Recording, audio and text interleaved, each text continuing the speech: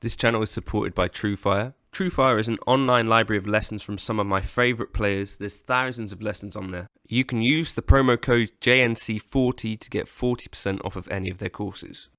So this is something I think maybe was a little bit hinted at, because I think Jeremy, the chap that used to work for Adidas that works for Marshall now, started talking about how they felt like Marshall were falling behind in the digital realm.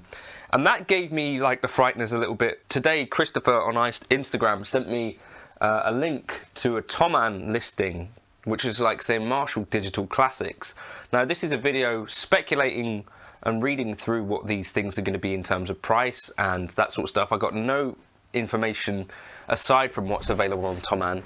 So this looks like a product leak, essentially. I'd just be interested to talk about it in the light of, you know, Fender did very similar things with the Tonemaster. Yeah, could be interesting, right? Now in this intro, I'm going to use a tube driver into the Marshall 1959 pedal, which is another recent Marshall thing, which I actually think sounds remarkably good. Let me know in the comments, are you interested in a Marshall digital amp at all? I think they're calling these Marshall Digital Classics. I'm going to imagine that they're going to look pretty much like the real life equivalents. It looks like they're fairly heavy, but they got Neo speakers in them. But yeah, I don't know, could be a really interesting thing. What do you reckon?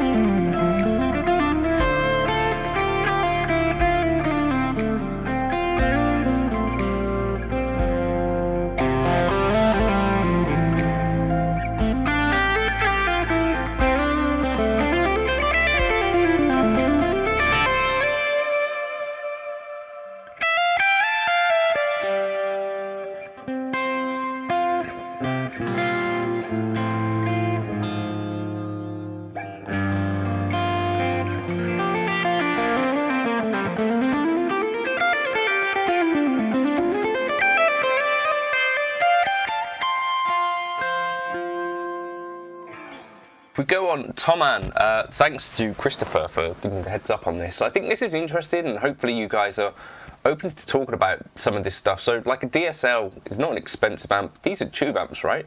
The other thing is that those studio heads and stuff that I got to check out from Marshall the other day, I think are really cool and really do quite an impressive job for the money. And here's the offending articles.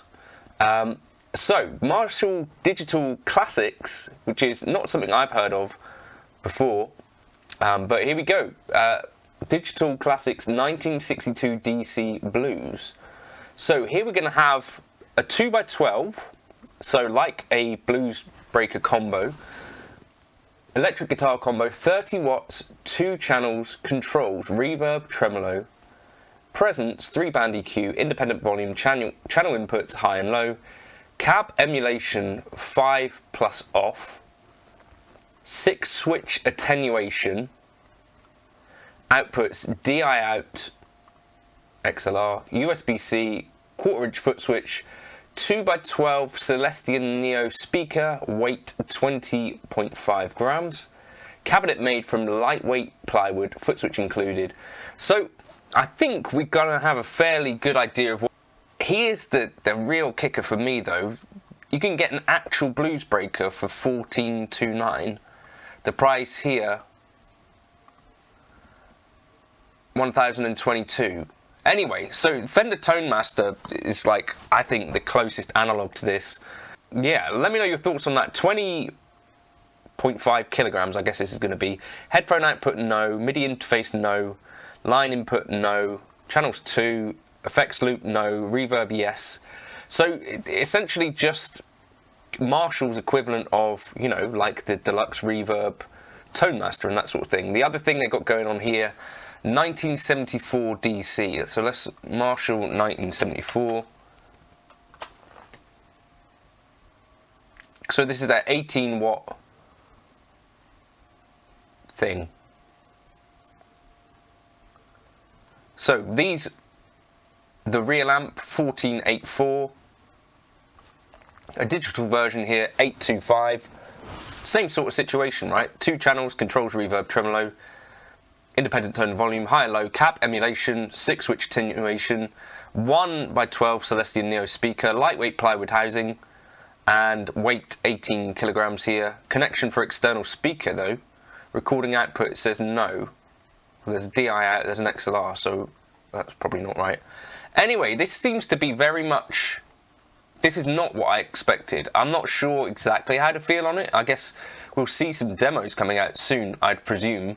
But I kind of sat there with Kev from Marshall and said, you know, the cool thing about like these Marshall modded amps was that Marshall weren't going down the Tonemaster route. I don't think he said anything to that. Maybe this is why.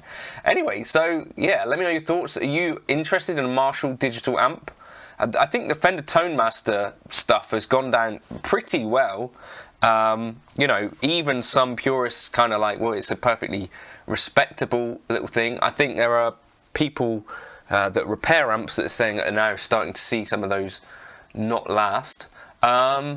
But yeah, solid state guitar combos. We've got some options from Marshall to go alongside. I guess your Katanas, your Fenders, all that sort of stuff. If anything, for me, my overall thought is that we're actually pretty well covered in the modelling world already. I wasn't jonesing for Marshall to jump in here, because it's like Line 6, Fractal, Neural DSP, Boss, you know, lots of other companies are kind of covering like a lot of Marshall tones pretty well. Did we need it? Not necessarily. Will it sell at that kind of price? That's a lot of money. What are the Tonemasters? Fender Super Reverb.